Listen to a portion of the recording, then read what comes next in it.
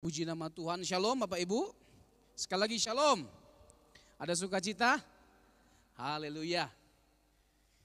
Kita bersyukur ya buat kesempatan yang selalu diberikan oleh Tuhan untuk kita boleh belajar mengenal Tuhan lewat kebenaran firman-Nya.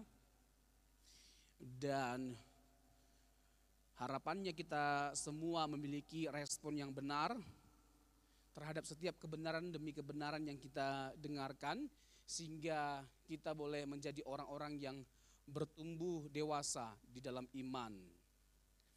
Hari ini saya akan menyampaikan kebenaran firman dalam konteks seminar ini dengan judul The Cross of Christ, ya, salib Kristus, the cross of Christ, salib Kristus, the power of the cross of the Christ, kuasa dari salib Kristus. Bapak Ibu Saudara yang terkasih, tidak ada karya yang lebih agung selain karya salib Kristus. Melalui karya salib, Tuhan Yesus menunjukkan kasih-Nya bagi setiap kita. Salib adalah lambang kutuk atau kehinaan, dan bahkan itu adalah hukuman yang paling mengerikan di zaman itu. Namun justru Tuhan kita Yesus Kristus, Sang Ilahi, menunjukkan kasih-Nya yang sempurna dengan menanggung hukuman yang paling mengerikan, menjadi terhina, menjadi terkutuk demi menebus dosa-dosa kita. Di dalam kitab Ulangan pasal 21, kalau saya tidak salah ayat 23, di sana ditegaskan bahwa orang yang tersalib itu adalah orang yang terkutuk. Dan hal itu dikutip oleh Rasul Paulus dalam Galatia pasal yang ketiga ayat 13. Terkutuklah orang yang disalibkan. Jadi salib itu adalah lambang kutuk, lambang dari kehinaan, dan itu adalah hukuman yang paling mengerikan. Dan bayangkan Bapak Ibu Saudara, Allah menunjukkan kasih-Nya dengan memikul semuanya itu. Seharusnya kita yang ada di posisi itu.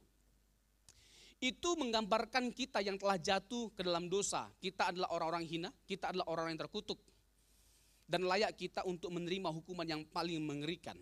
Tetapi Allah menyatakan kasih-Nya bagi setiap kita.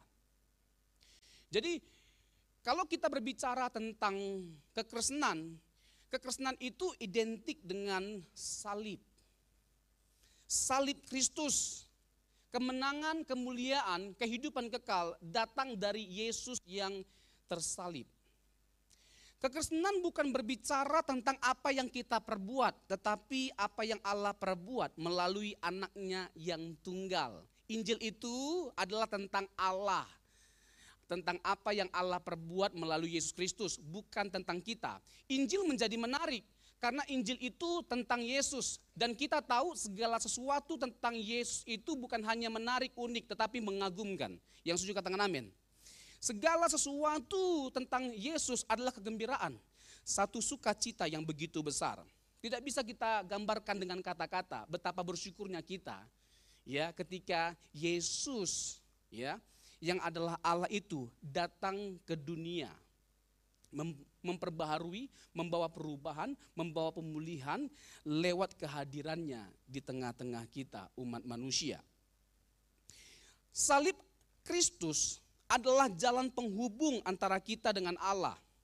Dosa yang telah menghancurkan kehidupan kita dan yang membawa kita kepada maut telah dihancurkan kuasanya lewat karya salib Kristus dan kebangkitannya.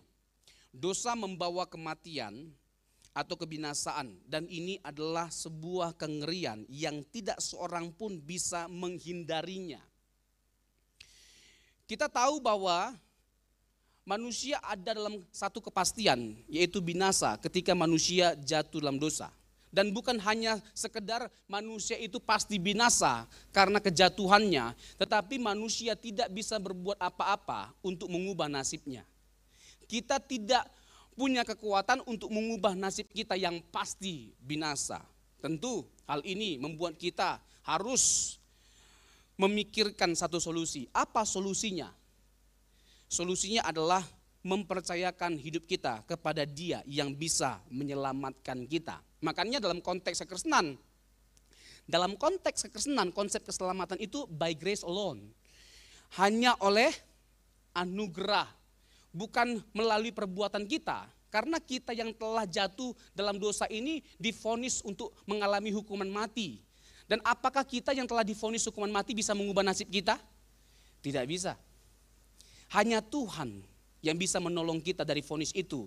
Dan tidak dihilangkan vonis hukuman mati, tetapi dengan cara bagaimana dia menolong kita? Dia menggantikan posisi kita. Harusnya kita yang dihukum mati, tetapi dia menggantikan posisi kita. Dia menerima penghukuman itu. Dan itu sebenarnya bisa kita lihat ya. Dalam teologi Rasul Paulus dalam surat Roma.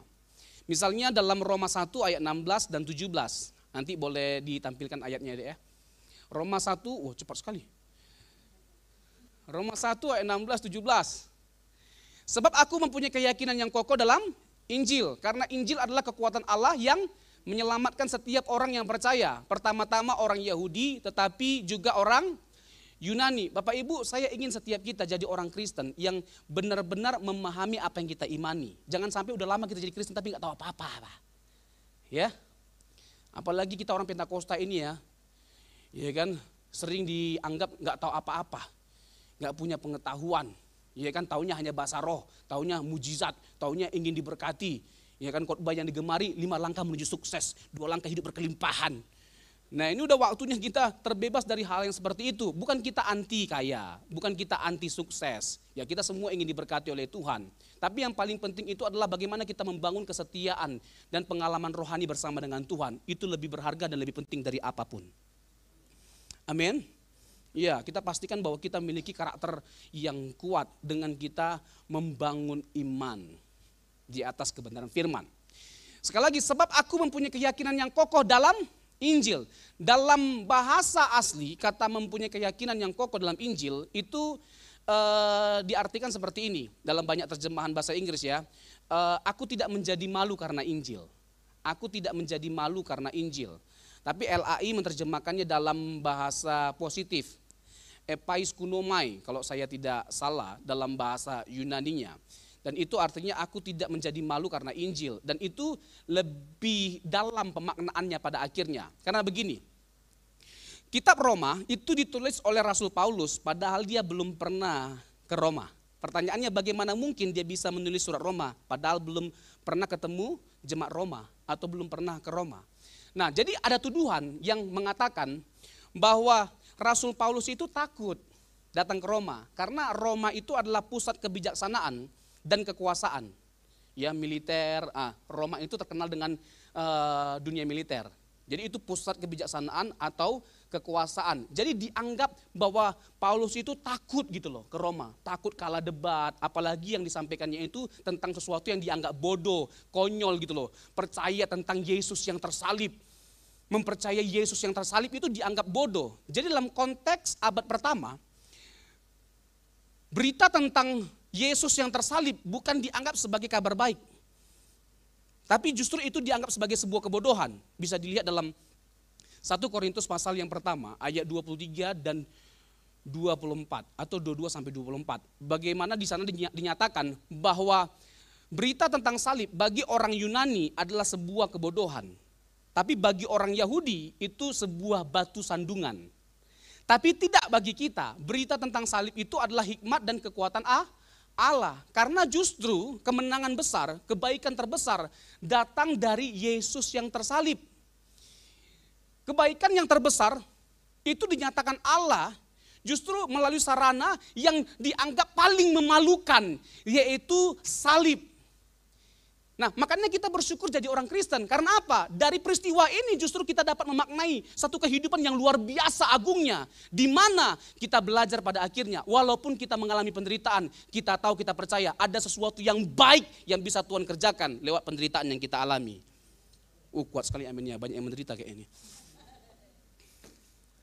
Ya kan? Ada sesuatu yang baik, sesuatu yang luar biasa yang Tuhan bisa kerjakan lewat berbagai macam penderitaan yang kita alami. Dan dalam konteks kekristenan kita harus bisa memandang bahwa penderitaan itu sebagai berkat.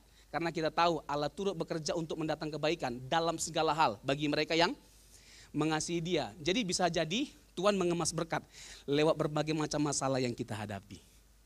Atau lewat masalah itu, penderitaan itu, Ya, kita boleh semakin dekat dengan Tuhan, boleh mengenal Tuhan lebih dalam lagi. Dan inilah berkat yang sesungguhnya. Ketika kita makin mengenal Tuhan lebih dalam dengan benar, kita makin intim dengan Tuhan, inilah berkat yang sesungguhnya. Amin. Selama kita hidup, inilah yang kita harus perjuangkan.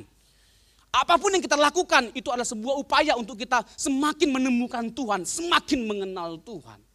Dan itulah tujuan utama kita ditebus oleh Yesus. Injil diberikan, Roh Kudus diberikan, supaya kita memiliki persekutuan yang karib, yang dekat dengan Tuhan. Ayub adalah salah satu tokoh yang luar biasa. Ya, kita bisa melihat teladan iman yang luar biasa dari seorang yang bernama Ayub. Coba bayangkan ya, penderitaan yang dia alami itu begitu luar biasa. Ya mungkin ini ya, kalau kita mau jujur ya, kalau kita diperhadapkan seperti Ayub, masalah atau penderitaannya, mungkin kita nggak kuat. Ya, mungkin kita sudah mundur. Ya, mungkin kita sudah menyerah. Tapi Ayub bisa tetap bertahan sampai pada akhirnya. Nah, pada umumnya yang disorot oleh banyak pengkhotbah itu mengenai berkat jasmaninya. Ya kan, bagaimana dia diberkati 2 kali lipat. Dia dulunya kaya, udah kaya pada zamannya, makin tambah kaya ketika dia setia dan taat kepada Tuhan. That's good. Saya percaya kalau kita setia dan taat sama Tuhan, Tuhan pasti berkati kita. Yang setuju katakan amin. Tapi poin utamanya, yang paling disyukuri oleh Ayub bukan berkat jasmani, tapi berkat rohani. Apa berkat rohaninya? Dia bilang begini, dulu aku mendengar engkau dari apa kata orang, tapi hari ini mataku memandang engkau. Jadi tingkat kedewasaan rohani itu adalah saat kita bisa menikmati Tuhan seutuhnya. Itulah kedewasaan yang sesungguhnya. Yang setuju katakan amin. Paulus ngomong begini, Filipi 3 ayat 8. Segala sesuatu kuanggap rugi atau kuanggap sampah karena pengenalan akan Yesus. Yesus, salah gak punya rumah mewah? Salah gak punya mobil mewah? Pakai barang-barang branded? Ya kalau kita punya kemampuan ya silakan, gak jadi masalah. Tapi kalau kita jadi berhutang-hutang hanya supaya punya banyak barang branded, itu dosa. Sampai berhutang-hutang terus gak bayar-bayar. Berhutang boleh gak? Berhutang boleh gak Bapak Ibu? Kok takut sekali, apalagi kita semua ini berhutang lah. Berhutang pada Kristus secara khusus. Dosa itu adalah hutang dan Tuhan sudah bayar. Nah ketika Tuhan sudah bayar, kita sekarang berhutang sama Yesus. Iya dong, hutang nyawa kita. Jadi nyawa kita itu kita harus persembahkan kepada Tuhan. Selama hidup kita ini harus kita persembahkan kepada Tuhan karena Dia memiliki kehidupan kita. Ini kan Galatia 2 ayat 20, hidupku adalah bukannya aku lagi tapi Kristus yang ada di dalamku. Jadi dia bilang begini, segala sesuatu ku anggap rugi karena pengenalan akan Kristus. Ketika Paulus ngomong begini, dia bukan orang gagal. Dia bukan orang gagal, bukan orang yang gak punya apa-apa. Dia seorang yang terhormat, punya kedudukan. Dia seorang yang berhasil, udah pasti dia punya duit lah. Pasti banyak duitnya lah. Tapi Paulus menyadari pada akhirnya apalah arti semuanya itu kalau kita gak memiliki Tuhan. Apalah artinya semuanya itu tanpa Tuhan. Dan bahkan pengkhotbah juga mengatakan, penulis dari kitab pengkhotbah siapa? Penulis dari kitab pengkhotbah siapa? Salomo. Dia seorang raja. Dan semua kenikmatan duniawi dia nikmati enggak? Dia nikmati, istrinya aja 1000. Banyak kali. Itu kapan dia selesaikan? Banyak kali. Iya kan? Tapi apa yang dikatakan oleh Salomo pada akhirnya? Dalam kitab pengkhotbah, segala sesuatu sia-sia, segala sesuatu sia-sia. Apa maksudnya? Maksudnya begini, kalau tanpa Tuhan segala sesuatu sia-sia. Untuk apa kita bahkan bisa menikmati dunia, memiliki dunia, pada akhirnya jiwa kita binasa. Yang ada pada akhirnya begitu, kalau kita terlalu memikirkan dunia, ya kan, terlalu duniawi, akhirnya kita diseret oleh keindahan dunia, bukan lagi keindahan Tuhan. Gak mungkin lagi kita bisa menikmati keindahan Tuhan. Gak mungkin. Makanya Salomo mengingatkan kita, segala sesuatu itu sia-sia. Itu orang yang sudah mengecap semuanya, bukan orang gagal, bukan orang miskin, orang sukses, orang hebat. Tapi orang yang hebat seperti itu, dalam tanda petik ya, lebih bisa kita dengarkan, betul enggak? Karena dia sudah merasakan semuanya. Kalau dia belum merasakan semuanya, orang miskin, ya bisa aja kita bilang begini, halah karena kau belum pernah kaya aja, belum pernah punya mobil, punya rumah, makanya kau ngomong seperti itu. Oh ini enggak semua dia punya. Jadi kita bisa menaruh telinga sama orang seperti itu. Segala sesuatu sia-sia. Di bawah kolong langit Itu adalah upaya menjaring angin. Tanpa Tuhan semuanya sia-sia. Kembali lagi apa kata Paulus? Segala sesuatu kuanggap rugi. Karena apa? Karena memang Kristus itu lebih tinggi dari apapun dan siapapun. Kristus itu lebih tinggi, lebih bernilai, lebih berharga dari apapun dan siapapun. Dan kalau kita nggak menempatkan Yesus lebih berharga dari apapun dan siapapun, udah gagal kita sebagai pengikut Yesus. Gagal kita sebagai pengikut Yesus.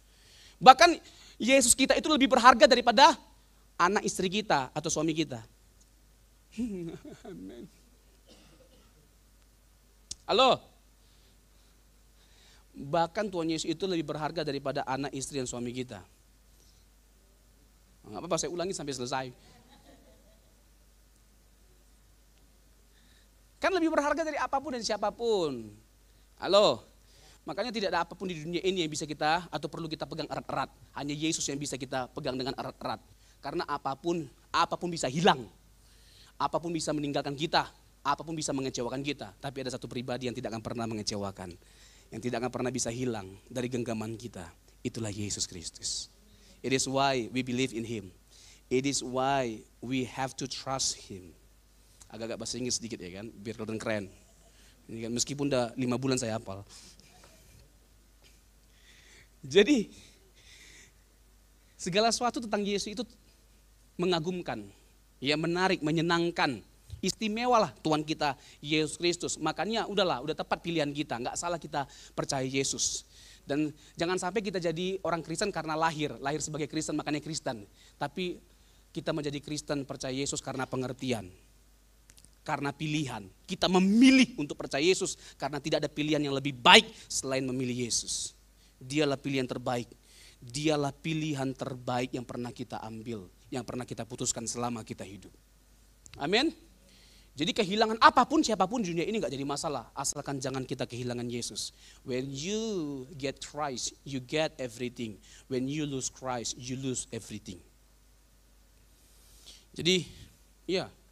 Kita bisa sampai pada titik kehilangan segala sesuatunya kalau kita kehilangan Yesus. Jangan sampai ya kita mempertaruhkan iman kita demi sesuatu atau demi seseorang. Tapi sebaliknya kita harus mempertaruhkan segala sesuatu demi Yesus. Ini kan mahal ini. Ini kan ngomongnya sih gampang sekali ya kan. Kedengaran retorikanya mantap sekali, indah sekali. Prakteknya susah sekali. Ini pertarungan integritas di lapangan. Waktu ada orang tiba-tiba ya kan mau menggoda kita, membujuk kita untuk naik pangkat dengan cara meninggalkan iman kita. Di situ pertarungannya. Ya kan waktu ketemu sama cewek cantik, ya kan yang kita idam-idamkan, yang cewek begini nih, bule, matanya belok, ya kan, terus ada biru-birunya. Nah, di sini nih pertarungannya. Apakah kita bisa mempertahankan integritas kita? Nah, ya kan, ada orang kasih uang sampai puluhan M. Nah, di situ pertaruhannya. Apakah kita bisa tetap mempertahankan iman kita sekali Yesus tetap Yesus?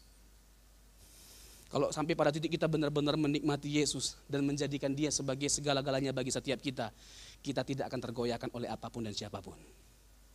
Amin. Jadi, kembali lagi Roma 1 ayat 16 tadi. Epais kunomai. Jadi, Paulus tidak takut. Seperti yang dituduhkan itu tidak benar. Dan Paulus berikan jawaban.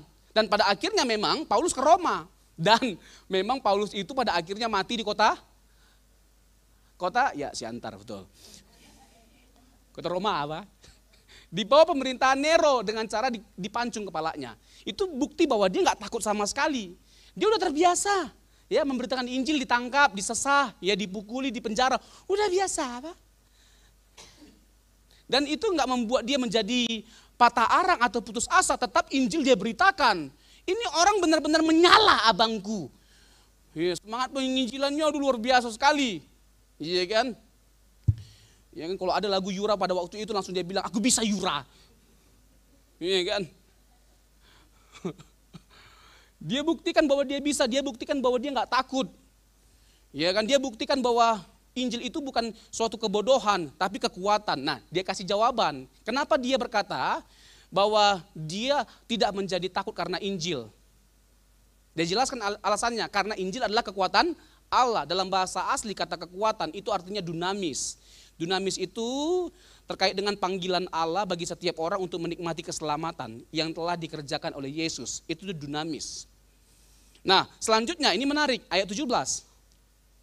Sebab di dalamnya nyata kebenaran Allah. Yang pertama tadi, kenapa dia tidak takut memberitakan Injil? Tidak takut karena Injil itu adalah kekuatan Allah, dunamis. Yang kedua, kebenaran Allah.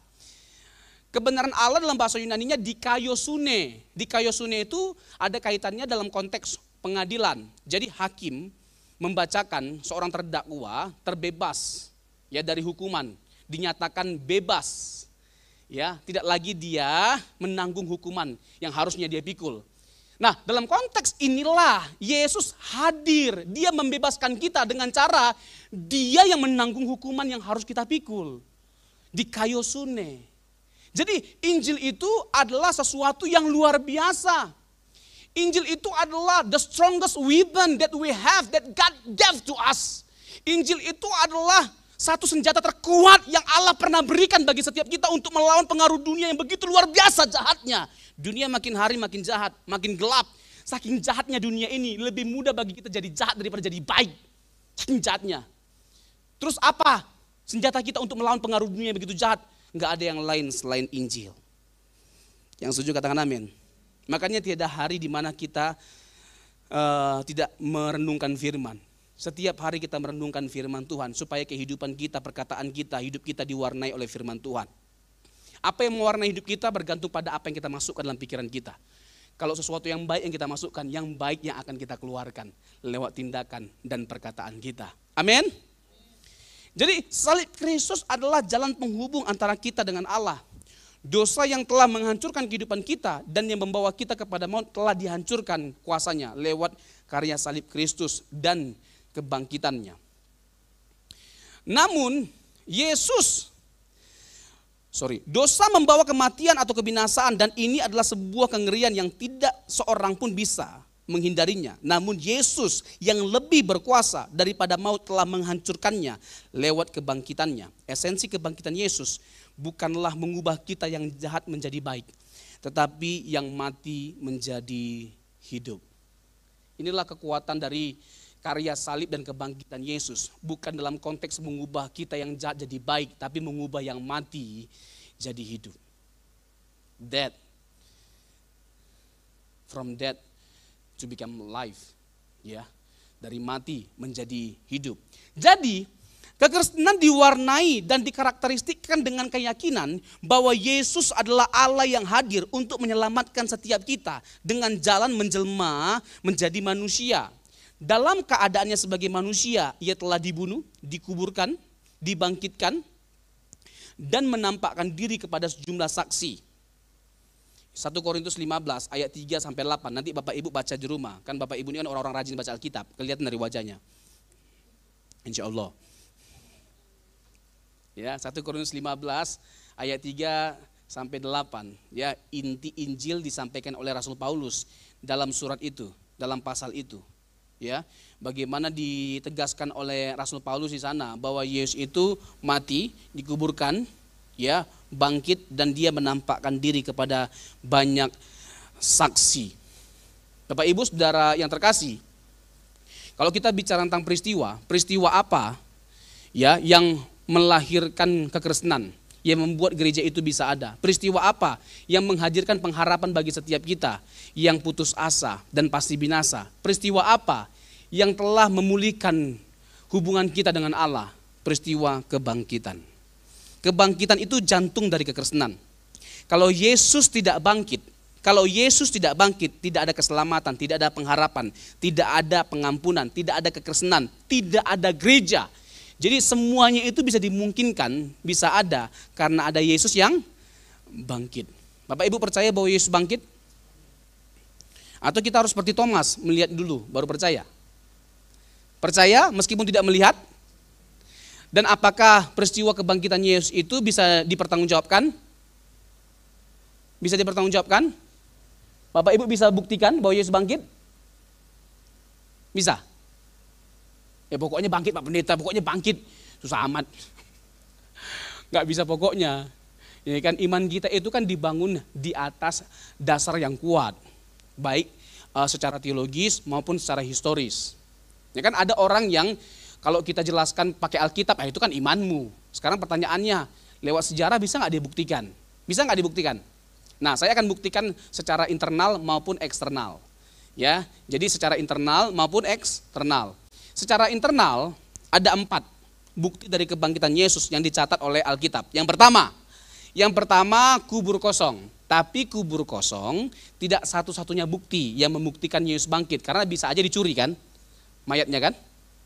Jadi ada bukti penyerta yang lainnya. Yang kedua apa? Kain kafan ditinggalkan. Kalau memang dicuri, kan aneh bah pencurinya meninggalkan kain kafan, bah kurang kerjaan bah pencurinya apa?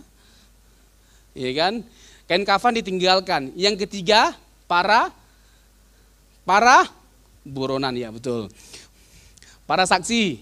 Saksi dari Yesus yang bangkit itu, kalau kita lihat tadi ya di 1 Korintus 15 ayat 3 sampai 8, itu bukan hanya banyak kali.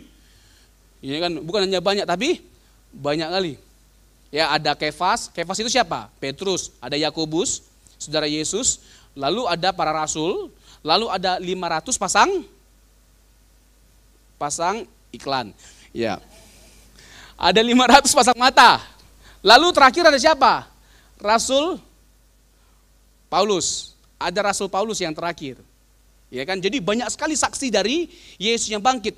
Kalau kita lihat aturan perjanjian lama, 2-3 orang saksi suatu perkara dianggap sah. Ini saksi dari Yesus yang bangkit bukan hanya 2-3 orang, Bambang. Ini 500 pasang mata. Jadi banyaknya luar biasa. Jadi sampai pada titik nggak ada ruang bagi kita untuk meragukan Yesus yang bangkit. Saksinya banyak sekali. Ya, terus selain saksi-saksi dari kebangkitan Yesus, yang keempat yang terakhir, bukti bahwa Yesus bangkit, para murid diubahkan. Siapa para murid sebelum Yesus bangkit? Mereka adalah para pengkhianat, mereka adalah para pecundang, mereka adalah orang-orang yang berlagak sok berani, ya kan, sok bermental baja. Tapi ketika Yesus ditangkap, apa yang mereka lakukan? Lari terbirit-birit. Ini kan Petrus, ya kan, yang waktu Yesus kasih tahu bahwa dia akan ditangkap, ya kan, dia akan menderita, disesal dan sebagainya macamnya. Apa kata Petrus? Sekali-kali hal itu tidak terjadi padamu. Padahal nantinya siapa yang menyangkal Tuhan Yesus? Berapa kali? 3 kali. Yang 3 kali Petrus menyangkal atau yang berkokok?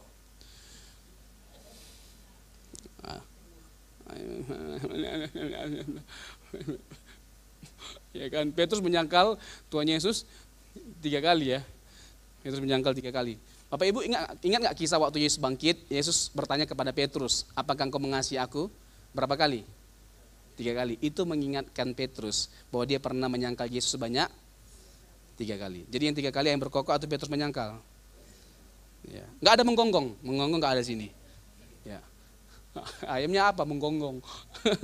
Itu udah kiamat. Nah, jadi bahkan Yudas kita tahu dia berkhianat. Ya, dia berkhianat terhadap Yesus. Dari Yudas lah kita tahu bahwa nggak semua ciuman itu romantis, ada ciuman pengkhianatan. Ya kan, dia menunjukkan yang mana Yesus dengan cara diciumnya Tuhan Yesus, najis terlala. Ini kan, dari Yudas kita tahu nggak selamanya ciuman itu romantis. Nggak berlaku lagu kita bikin romantis, nggak berlaku. Apa romantis, Pak? Ciuman najis itu. Ya kan. Nah, jadi kita lihat bagaimana para murid justru meninggalkan Tuhan Yesus. Pertanyaannya, adakah jawaban yang lebih logis untuk menjawab mengapa para murid bisa berubah selain Yesus yang bangkit? Tidak ada. Jadi Yesus yang bangkit itulah jawaban yang paling tepat untuk menjawab mengapa para murid bisa mengalami perubahan yang radikal. Mereka bukan hanya bertobat, tapi sampai pada titik mereka mempertaruhkan nyawa mereka. Para murid pada akhirnya mati, dan matinya itu nggak mengenakan. Ada yang dengan cara terbalik, siapa namanya? Salib terbalik, Petrus, kaki, kayak lagu Peter Pan, kaki di kepala, kepala di kaki, persis. Dia bilang begini, ya waktu itu sama serdadu, aku nggak layak untuk disalib seperti Tuanku. Aku mau kepalaku di bawah, kakiku di atas. Lalu ada yang dipancung kepalanya, salah satunya Paulus. Pokoknya nggak ada yang enak matinya, menyeramkan semua. Iya, makanya teologi kemakmuran itu menyesatkan. Serius. Oh, kalau kita jadi anak Tuhan, hidup kita pasti aman-aman, kita pasti diberkati, kita pasti melimpah, sukses semua perjalanan hidup kita sampai kita mati. Apa bibir? Bukan emosi, frustasi. Itu para murid itu nggak ada yang enak matinya, Ferguson. Matinya mengenaskan. Terus mereka nggak sungguh-sungguh percaya Yesus. Kan begitu tuh. Begitu tuh keyakinan dari para teolog kemakmuran. Para penganut teologi kemakmuran. Begitu keyakinannya. Kalau kita pengikut Yesus, sungguh-sungguh percaya Yesus, nggak mungkin kita miskin, pasti kita kaya. Nggak mungkin kita matinya mengenaskan. Nggak boleh begitu. Terus tiba-tiba kalau ada pendeta naik pesawat, meledak pesawatnya, berarti itu pasti pendetanya banyak dosanya. Kayaknya lagi berdosa dia, makanya mati dibuat Tuhan dengan cara meledak di pesawat. Bukan cara mati yang penting keselamatan, cara hidup. Halo, matinya enak pun indah, nggak otomatis dia masuk surga. Kayak lagi selfie-selfie. Mati tiba-tiba jatuh bak gitu. Oh, indah kali matinya, pasti masuk surga. Dari mana ayatnya?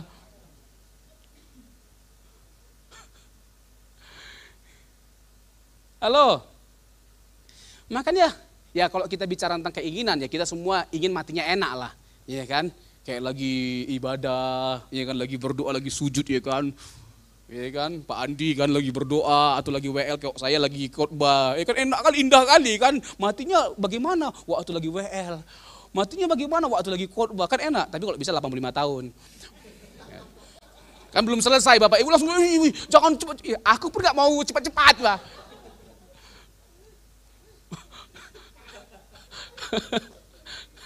Iya kan, 85 tahun Pak, minimal, betul gak Pak Andi? Iya kan. Ini masih pengembangan kopi di mana-mana sampai 34 provinsi, iya kan, termasuk CNC akan tersebar luas kemana-mana. Haleluya, haleluya. Kok haleluya pelan sekali? Kenapa haleluya pelan sekali? Karena itu semua bergantung pada Tuhan.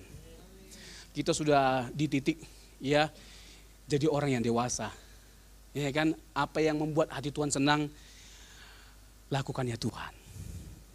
Jadilah seperti yang kau kehendaki. Itu dong, doa orang dewasa bukan memaksakan Tuhan untuk menjawab keinginannya, tetapi memaksakan dirinya untuk memenuhi apa yang menjadi keinginan Tuhan. Itu dia orang dewasa. Amin. Iya, itu doa di Taman Getsemani seperti yang Yesus tuturkan. Kalau sekiranya cawan ini berlalu, tapi bukan kehendakku, melainkan kehendakmu. Itu doa orang dewasa. Bagaimana kita belajar doa seperti Tuhan Yesus. Merealisasikan apa yang menjadi kehendak Tuhan dalam hidup kita. Bukan memaksa Tuhan untuk memenuhi apa yang menjadi keinginan kita. Yang setuju katakan amin. Jadi bukti internal itu sangat kuat bahwa Yesus benar-benar bangkit dari kematian. Nah pertanyaannya, bukti eksternal bahwa Yesus itu ada enggak? Misalnya begini, kalau tanpa Alkitab bisa enggak tetap kita buktikan Yesus itu bangkit? Bisa enggak? Lewat peristiwa sejarah ada nggak bukti historis yang menunjukkan bahwa Yesus bangkit dari kematian? Ada nggak yang menyaksikannya? Nah, saya bagi dua. Ya, ini eksternal dalam pengertian di luar Alkitab. Yang pertama dari tokoh-tokoh Kristen, yang kedua non-Kristen. Tokoh-tokoh non-Kristen itu ada banyak, Kristen itu ada banyak. Kalau Kristen siapa aja? Yohanes ya, itu murid Yesus ya. Yohanes itu memuridkan yang namanya Ignatius dari abad pertama. Ignatius, lalu Polikarpus. Polikarpus, Ignatius itu masih ketemu dengan Yohanes murid Yesus. Ya, lalu Polikarpus, Ignatius itu memuridkan seorang yang bernama Robsonus. Ya. Soalnya semua udah nunggu-nunggu punchline-nya kan. Ignatius, Polikarpus, sambil saya mengingat siapa gitu. Kok bisa lupa tiba-tiba ya. Iya, jadi Ignatius Polikarpus memuridkan seorang yang nama Irenaeus. Irenaeus itu adalah tokoh yang merumuskan istilah proto-evangelium yang Kejadian 2 ayat 15. Bahwa keturunan perempuan itu akan menginjak ya rem betul. Menginjak kepala ular, Pak. Kan Kejadian 2 itu kan dikasih tahu jangan makan buah itu, pada waktu kamu makannya kamu pasti akan mati. Kejadian 3 bicara tentang kejatuhan manusia dalam dosa, betul enggak? Nah ayat 15 itu bicara tentang janji keselamatan pertama kali diproklamirkan oleh Allah. Nah ini begini-begini kita harus hafal, Bah. Jangan sampai nanti kita jadi orang Kristen dari lahir sampai mati hanya Kejadian 1 ayat 1 yang kita hafal, Bah.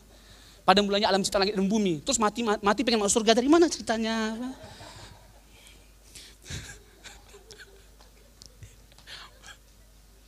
Ya begini-begini kita harus hafal. Nanti kalau tanya dosa itu apa sih dalam perspektif Kristen, keselamatan itu apa sih dalam konteks Kristen, nah bisa kita jawab. Jangan pakai teologi pokoknya, pokoknya ya itulah, apa rupanya, kenapa rupanya. Gak bisa mah begitu mah. Harus bisa dijawab dengan rasional. Karena orang Kristen itu gak anti logika. Gak bisa ketemu begini, Pak Pendeta dulu saya itu ya orang kritis banget, dikit-dikit pakai logika. Tapi semenjak saya sungguh-sungguh percaya Yesus, saya gak pakai otak. Jadi saya yang emosi dengarnya. Nah, Kejadian 3 itu bicara tentang kejatuhan manusia dalam dosa. Sekaligus janji keselamatan dinyatakan oleh Allah langsung. Jadi gak berselang lama. Jadi Allah proklamirkan bahwa dia akan menyelamatkan setiap kita dengan menghadirkan seorang juru selamat. Sebenarnya kalau Bapak Ibu bergumul selama ini ya, kenapa ya Allah harus menyelamatkan kita dengan cara mati? Kenapa ya Allah harus menyelamatkan kita dengan cara disalibkan? Kenapa nggak disetrum pakai listrik atau digelitik-gelitik sampai mati? Atau dipenjarakan nggak dikasih makan biar kelaparan dia mati? Kenapa nggak dengan cara seperti itu? Kenapa harus dengan cara disalibkan? Nah, kenapa dia jadi domba yang dikorbankan? Semuanya terjawab dalam Kejadian pasal 3 sebenarnya. Misalnya waktu manusia jatuh dalam dosa, hal yang pertama sekali disadarinya apa? Hal yang pertama disadari oleh manusia, telanjang. Lalu apa yang mereka lakukan? Mereka membuat pakaian dari cawat pohon jengkol, ya betul. Ya. Pohon ara. Nah, lalu Tuhan membuat pakaian lain. Ayat 21. Dari kulit binatang. Dari kulit binatang. Itu ada makna simboliknya. Jadi dalam bahasa Ibrani kata penubusan itu kapar. Kapar ya, bukan terkapar. Kapar. Ya, terkapar itu kalau kita, ya kan, gereja fokusnya hanya memberitakan tentang perpuluhan terkapar kita itu. Itu terkapar. Jadi kapar itu artinya penebusan. Ya, jadi bagaimana Tuhan itu kapar itu dalam bahasa Ibrani artinya menutupi. Jadi bagaimana Tuhan menutupi kita yang telah berdosa dengan binatang yang tidak berdosa. Nah, ini merujuk kepada Yesus Kristus nantinya. Yohanes 1 ayat 29, lihatlah anak domba Allah yang menghapus dosa dunia. Nah, itu merujuk kepada Yesus Kristus. Jadi dahsyat ya. Alkitab kita itu waduh luar biasa kalau digali, ya kan? Kalau digali, masalahnya kan kita ini malas sekali baca Alkitab. Jangankan menggali, baca Alkitab ya malas sekali, Pak. Ini kan udah pulang kita dari kerjaan, ya kan alasannya capek, nggak ada waktu. Padahal kita ingin Tuhan selalu punya waktu sama kita. Tapi kita gak pernah ada waktu sama Tuhan. Ngeri kali. Ya kan? Harus so. Gencana yo. Nah, tadi apa ini ya? Nah, jadi Yohanes, Polikarpus, Ignatius. Nah, mereka berdua ini memuridkan seorang yang bernama Irenaius. Ya, Irenaius memuridkan seorang yang bernama Hippolytus. Jadi semua ini, ya kan? Jadi gampang untuk menghafalnya. Coba sama-sama kita ulang. Yohanes memuridkan seorang bernama Matius. Tidak ada materi tadi Matius. Yohanes yang adalah murid Yesus memuridkan seorang yang bernama Polikarpus. Lalu Ignatius. Polikarpus dan Ignatius memuridkan seorang yang bernama Irenaius. Irenaius memuridkan seorang yang bernama Ingus, ya betul. Hippolytus, oke? Ya gampang ya. Jadi keyakinan kita ya tentang Yesus itu Allah, dia mati, dia bangkit, ya. Ini sesuatu yang kuat, ini sesuatu yang ortodoks sifatnya. Dari sejak awal, ini keyakinan yang historikal, yang dari sejak awal sudah dikumandangkan, diproklamirkan. Jadi kalau sampai ada orang yang mengatakan Yesus bukan Tuhan, tidak setara dengan Allah, tidak mati untuk menebus dosa, itu bukan Kristen. Kekristenan diwarnai dengan keyakinan itu. Makanya Kristen progresif kita tolak. Karena apa? Mereka menganggap kematian Yesus itu bukan untuk menebus dosa, hanya sebagai model pengampunan. Ya, hanya sebagai model pengampunan. Ada-ada aja memang makin kesini, makin kesana. Ya, ada aja memang. Ya, jelas Alkitab banyak sekali ayat yang menunjukkan Yesus mati untuk menebus dosa.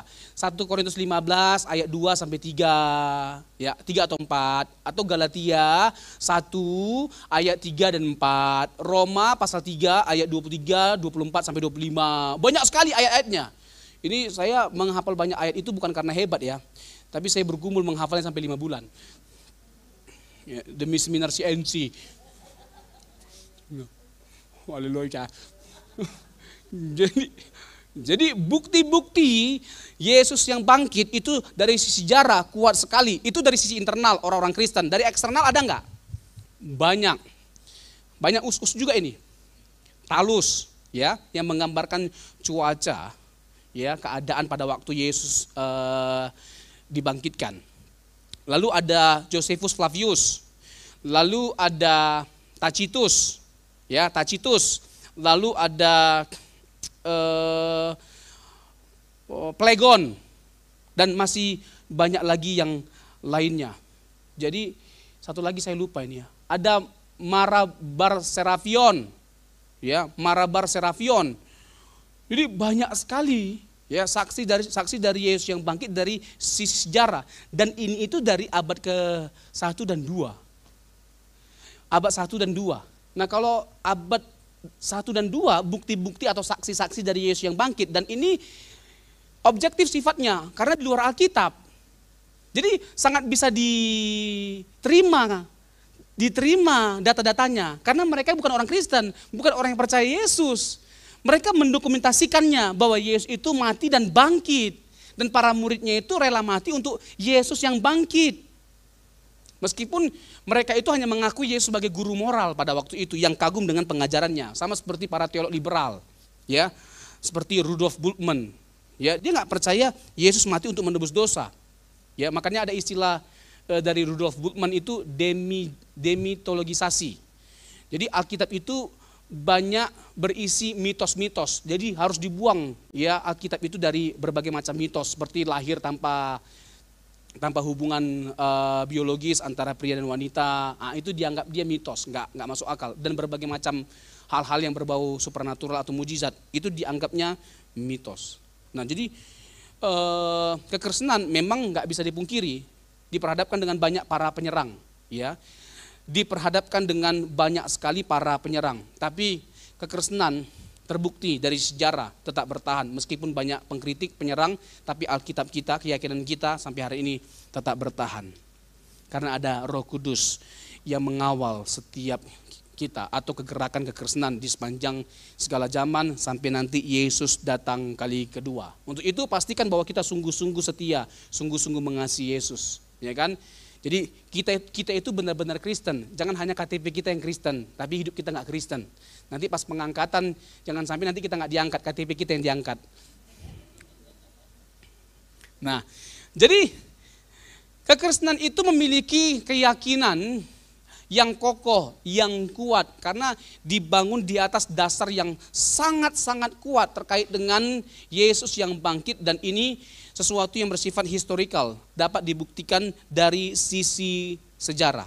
Nah, penulis surat Ibrani, Bapak Ibu, telah memberikan suatu pengenalan atau gambaran yang komprehensif tentang siapa Yesus dan apa yang ia perbuat. Penulis surat Ibrani menekankan Yesus sebagai pusat atau sebagai pesan utama dan juga finalitas serta superioritas. Jadi finalitas dan superioritas Yesus Kristus itu sangat ditekankan oleh penulis kitab Ibrani. Selain itu, dalam kitab Ibrani kita menemukan dengan jelas apa yang diajarkan oleh perjanjian baru. Yesus adalah Allah anak yang melalui pekerjaan dan inkarnasinya telah mendapatkan penebusan kekal kita. Maka Yesus sepenuhnya Allah dan manusia. Dan kedua hal ini harus sepenuhnya ditegaskan. Jadi waktu Yesus berinkarnasi menjelma menjadi manusia, dia tetap Allah atau enggak? Halo? Waktu Yesus jadi manusia, dia tetap Allah atau tidak? Tapi kenapa dia mati, menderita, lapar, haus? Bukankah itu menunjukkan bahwa dia bukan Allah? Menunjukkan manusia, memang CNC itu cerdas-cerdas, memang udah jago berapologetika, udah bisa tanya jawab, memang luar biasa, ya kan, mantap lah ya, jadi grogi saya ini. Nah, jadi Alkitab menegaskan jelas bahwa Yesus itu gak pernah berhenti jadi Allah meskipun dia menjelma menjadi manusia. Nanti Bapak Ibu baca lagi Filipi 2 ayat 6 sampai 11. Ya, ayat 6 sampai 11 itu dikelompokkan jadi dua bagian. Ayat 6 sampai 8 dan 9 sampai 11. 9 sampai 11 itu terkait dengan peninggian Yesus. Karena dia telah taat secara total, lalu Bapa meninggikan Yesus. Sehingga semua lutut bertelut, semua lidah mengaku bahwa Yesus Kristus adalah Tuhan. Yesus Kristus adalah Tuhan. Dia layak untuk ditinggikan karena memang dia adalah Allah dan telah menyelesaikan karya keselamatan secara tuntas. Dia berkata ketika dia disalibkan, ketika dia dengan tuntas, dengan sempurna melakukan karya keselamatan, tetelestai, kepadamu ya Bapa kuserahkan nyawaku. Jadi Yesus itu benar-benar Allah. Ada banyak bukti-bukti yang menunjukkan bahwa Yesus itu Allah. Nah, sebelumnya saya mau tanya, Bapak Ibu pernah dengar nama Zakir Naik? Pernah? Zakir Naik pernah? Oke. Apa yang ditantang sama Zakir Naik dalam setiap perdebatannya sama orang Kristen, sama teolog? Adakah di Alkitab Yesus pernah berkata secara langsung bahwa akulah Allah, sembahlah aku? Ada enggak? Ada enggak ayatnya? Enggak ada ayatnya. Berarti memang betul orang Kristen yang menuhankan Yesus. Karena Yesus sendiri enggak pernah berkata dia Tuhan. Nah bagaimana? Nah, mulai terganggu kan jiwa kita. Nah ini nih. Makanya ke gereja itu kerjanya jangan hanya cari berkat. Ini kan cari cewek apalagi ya Tuhan. Ya enggak salah sih. Ya kan. Ya oke lah.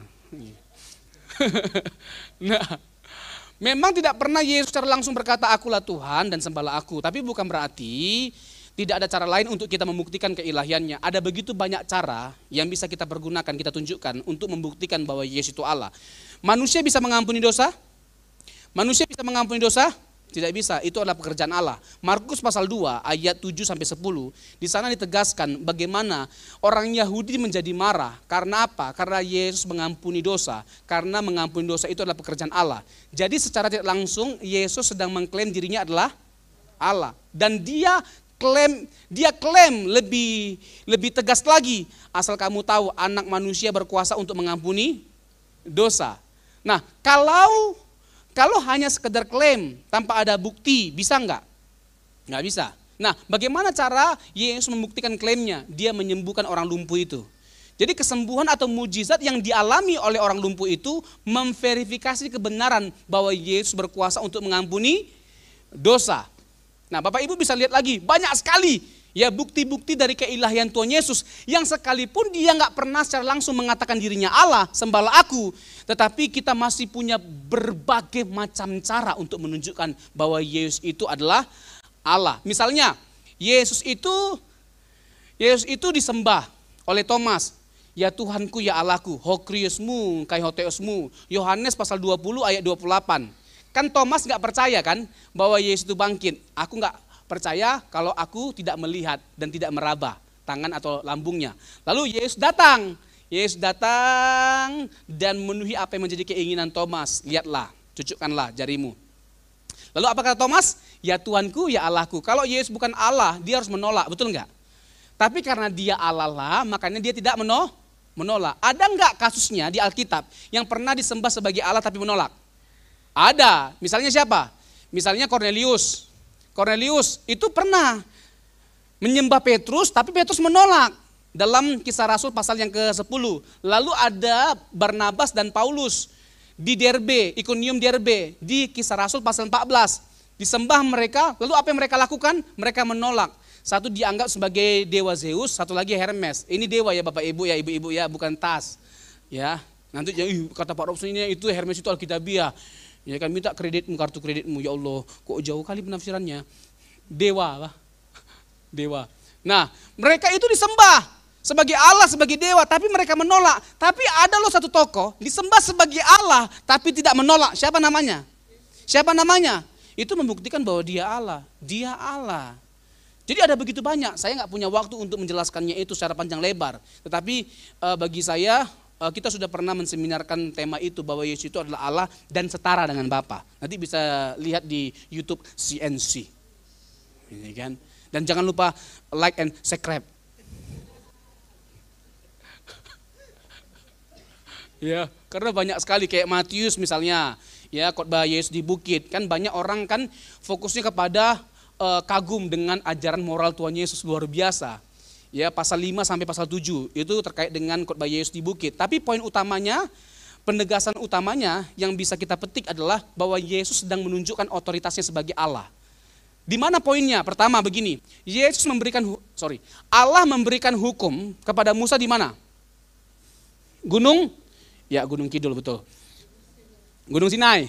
Nah, Tuhan Yesus memberikan makna baru dari sebuah hukum kepada orang Israel pada waktu itu di mana? Di bukit. Jadi ada kesejajaran geografis. Dia sedang memposisikan dirinya sebagai Yahweh yang telah memberikan hukum kepada Musa di Sinai pada waktu itu. Jadi dia mengidentifikasikan dirinya sebagai Yahweh, sebagai Allah yang memberikan hukum. Dan sekarang dia memberikan sebuah makna baru dari sebuah hukum. Ada 13 kali pernyataan Tuhan Yesus, kamu mendengar tapi aku berkata, betul enggak? Kamu mendengar tapi aku berkata. Nah, tidak pernah ada rabi atau nabi yang seperti itu. Biasanya mereka mengucapkan suatu ajaran dengan merujuk kepada pendahulu-pendahulunya. Tapi kalau Yesus berbeda, dia menekankan otoritas Allah. Aku berkata, Allah berfirman. Itu hanya Allah yang bisa lakukan. Jadi Matius pasal yang ke-5 sampai 7 itu adalah bukti dari keilahian Tuhan Yesus. Bapak Ibu belum pernah dengar kan? Keren kan? Tahu kenapa keren? Karena saya yang buat. Ini kan, enggak itu dari buku-buku, banyak bukunya. Cuman kita malas baca aja. Nah, dalam Injil Yohanes itu ada kalimat ego emi. Ada 7 kalimat ego emi. Aku adalah. Misalnya, sebagai contoh, aku adalah terang, aku adalah kebangkitan dan hidup, akulah jalan kebenaran dan hidup, apalagi aku, enggak yang saya sebutkan jangan sebutkan lagi. Pak, akulah gembala yang baik. Ada 7 pernyataan dengan menggunakan predikat. Dengan menggunakan predikat itu ada meaningnya. Ya, itu adalah sesuatu yang membuktikan Yesus sebagai Allah. Ya, dia menghadirkan satu karya keselamatan. Jadi itu maksudnya ego emi dengan menggunakan predikat. Jadi misalnya contoh, ya aku adalah gembala yang baik. Ini kan dikutip oleh Injil Yohanes dari Perjanjian Lama. Dan dalam Perjanjian Lama yang memperkenalkan diri sebagai gembala yang baik itu siapa? Allah, Yahweh. Nah, dengan Yesus mengatakan dia sebagai gembala yang baik, artinya dia adalah Allah. Misalnya contoh ini ya, ini ego emi juga ini. Coba Yohanes 8 ayat 58. Yohanes 8 ayat 58. Yohanes 8 ayat 58, kata Yesus kepada mereka, aku berkata kepadamu sesungguhnya sebelum Abraham jadi, aku telah ada. Bapak Ibu kalau ditanya, ada enggak ayat yang eksplisit menunjukkan bahwa Yesus itu Allah? Ini. Tolong catat ya, tolong dicatat dan diingat. Ditanamkan di hati dan sanubari. Ini ayatnya. Kata Yesus kepada mereka, aku berkata kepadamu sesungguhnya sebelum Abraham jadi, aku telah ada. Pernyataan Tuhan Yesus ini mengundang kontroversi, bahkan mengundang amarah. Karena apa? Kok bisa-bisanya Yesus mengklaim dia sudah ada sebelum Abraham ada? Padahal jarak Yesus dengan Abraham berapa tahun? 2000 tahun. Nah, hal ini hanya bisa kita mengerti kalau kita mempercayai praeksistensi Tuhan Yesus. Kekekalan Tuhan Yesus, dia bukan baru ada waktu dia lahir di Bethlehem. Kalau dia lahir di Bethlehem itu dalam konteks apanya? Kemanusiaannya. Kalau dalam konteks keilahiannya ini dia kekal. Makanya enggak heran kalau dia mengatakan dia sudah ada sebelum Abraham ada. Kata yang dipakai dalam bahasa asli, aku ada, ego emi. Itu dalam tenses present, kala kini. Artinya gini, tidak pernah ada waktu di mana Yesus tidak ada. Tidak pernah ada masa di mana Yesus tidak ada. Dia selalu ada karena dia kekal. Ayat 57. Orang Yahudi menjadi marah, umurmu belum sampai 50 tahun dan engkau telah melihat Abraham. Kacau kan? Nah, ayat 56. Abraham bapamu bersukacita bahwa ia akan melihat hariku dan ia telah melihatnya dan ia bersukacita. Nah, pertanyaannya, mungkin enggak Abraham ketemu Yesus dalam perjanjian baru? Kan jaraknya 2000 tahun. Yang ada sebaliknya, Yesus yang bertemu dengan Abraham di perjanjian lama. Karena dia kekal, betul nggak? Praeksistensinya. Nah pertanyaannya, di mana di perjanjian lama Yesus bertemu dengan Abraham? Abraham bertemu dengan Yesus di Kejadian pasal 18 di Tarbantin, Mamre. Tarbantin ya, bukan Tamrin, itu Mall Jakarta. Tarbantin. Ada 3 orang kan yang menampakkan diri kan? Ya kan, di pasal 18 itu. 2 lagi malaikat. Nanti 2 malaikat ini yang pergi ke Sodom Gomora menyelamatkan Lot. Menyelamatkan Lot dari Sodom dan Gomora. Nanti yang 2 malaikat itu pengen digagahi oleh masyarakat Sodom dan Gomora pada waktu itu. Mereka pengen mencobai, lo udah ngerti lah Bapak Ibu ya. Pengen mencicipi. Ya, itu udah pasti dosa homoseksual. Tapi kaum revisionis LGBT mereka bilang begini, itu bukan dosa homoseksual. Homoseks itu nggak salah, nggak dosa. Yang salah dari Sodom Gomora itu bukan hubungan LGBT-nya, tapi pemerkosaan, paksaan. Mereka melakukannya dengan paksaan, ya kan, dengan tidak ramah. Makanya itu dosa. Tapi kalau dengan baik-baik dilakukan, nggak dosa itu. Jelas-jelas itu dosa homoseksual. Dari mana kita tahu? Dari mana kita tahu itu dosa homoseksual? Ketika Lot memberikan anak kedua anak perempuannya. Dan apa kata-kata yang dipakai oleh Lot? Ambil anakku, kedua anakku, mereka belum pernah disentuh. Jadi konteksnya jelas enggak? Mau berhubungan mereka. Dan mereka enggak mau. Karena apa? Karena mereka lebih suka yang begini. Nah, jadi jelas sekali dalam konteks PL, Tuhan Yesus pernah menampakkan diri kepada Abraham. Dan kita tahu ya, dalam konteks PL ada banyak sekali penampakan Allah. Namanya Teofani atau Kristofani. Kepada siapa aja? Hagar, Abraham, Musa, Gideon, Robson, nggak pernah. Oke. Jadi jelas sekali ada banyak bukti-bukti yang menunjukkan bahwa Yesus itu adalah Allah. Jadi Bapak Ibu, kita meyakini, mempercayai sesuatu bukan tanpa bukti, bukan tanpa dasar. Kita punya alasan yang kuat untuk keyakinan kita. Secara teologis, filosofis, dan historis dapat dibuktikan. Kesimpulan, Bapak Ibu langsung bahagia sekali, padahal kesimpulannya 2 jam. Bapak Ibu, tidak ada perubahan yang lebih besar dan lebih kuat, lebih powerful dampaknya atau kuasanya selain perubahan yang dibawa oleh Tuhan Yesus melalui karya salibnya dan kebangkitannya. Adakah yang bisa melawan kuasa dosa, kuasa maut dan kuasa kegelapan selain melalui Yesus yang tersalib? Tidak ada. Bukankah manusia terperdaya oleh jerat dan kuasa si iblis dan dosa yang membawanya pada kebinasaan? Siapa yang sanggup menolong kita dari semuanya ini kalau bukan Tuhan? Tidak ada. Hanya Allah saja yang sanggup membebaskan kita dari kuasa si jahat, baik itu dosa maupun maut. Yesus yang mati dan bangkit mengubah dan mewarnai corak kehidupan umat manusia. Yesus yang tersalib adalah jantung dari iman Kristen. Itu seakan-akan peristiwa yang memalukan dan bukti dari sebuah kelemahan karena Tuhan Yesus pada akhirnya mati di kayu salib. Kita harus ingat bahwa salib bukanlah sekedar penderitaan dan kegagalan Yesus. Seakan-akan dia kalah. Tetapi itu sebenarnya adalah kemuliaan karena Allah tidak dikalahkan oleh penderitaan dan kematian. Dosa yang mengakibatkan penderitaan dan kematian terhadap umat manusia telah dihancurkan lewat Yesus Kristus yang telah menang atas penderitaan. Kemenangan terbesar, berkat terbesar justru datang dari Yesus yang tersalib. Jadi Allah meninggikan Yesus Kristus ketika dia taat sampai mati. Allah mendatangkan pemulihan melalui salib.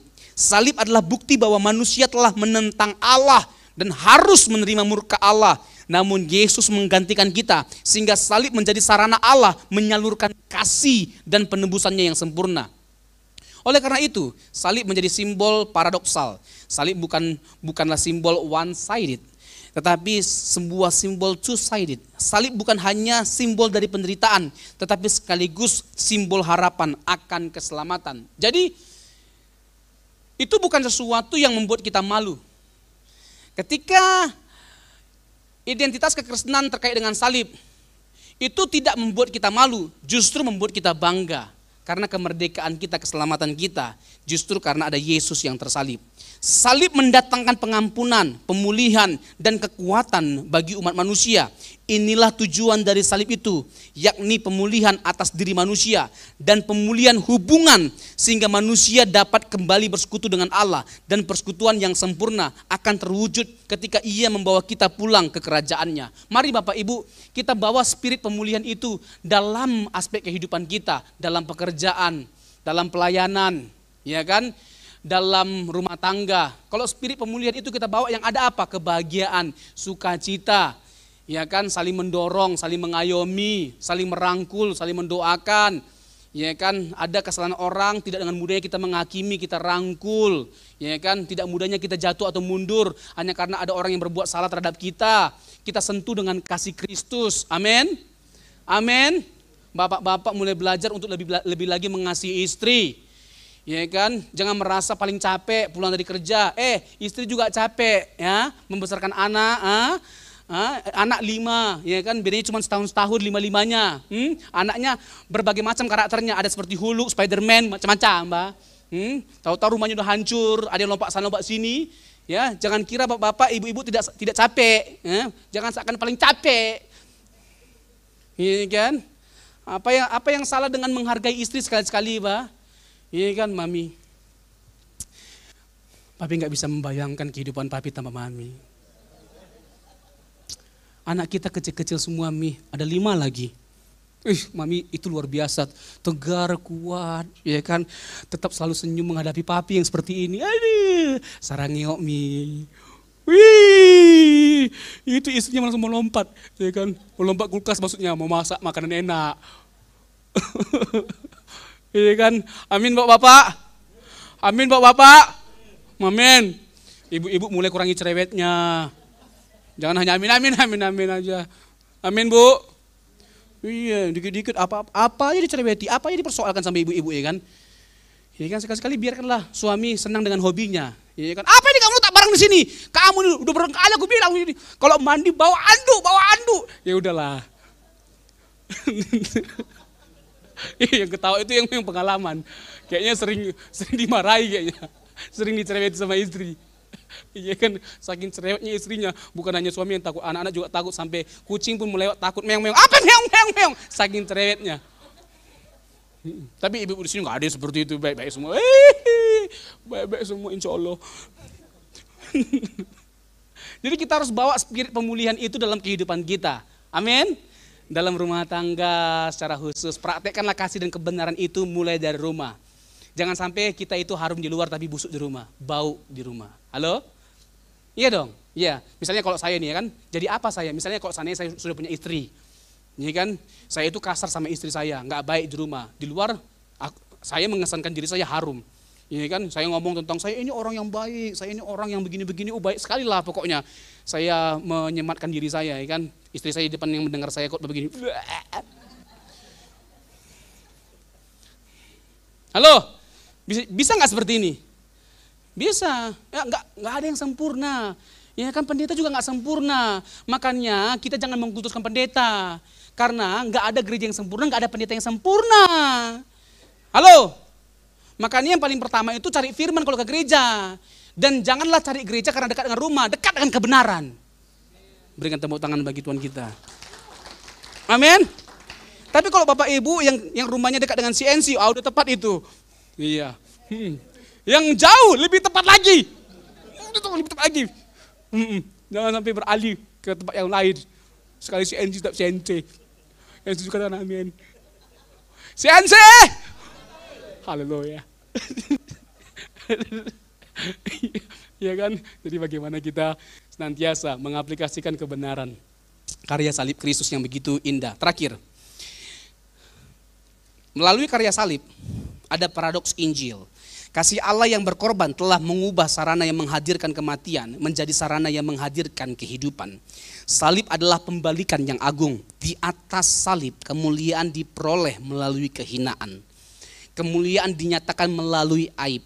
Kemenangan dihasilkan melalui penyerahan diri, dan kemenangan kerajaan diperoleh melalui penderitaan seorang hamba. Percayalah ya, berbagai macam hal yang menyakitkan yang kita alami, penderitaan yang kita alami, ada Tuhan yang menyertai kita dan pasti membawa kemenangan bagi setiap kita. Tuhan Yesus memberkati. Haleluya.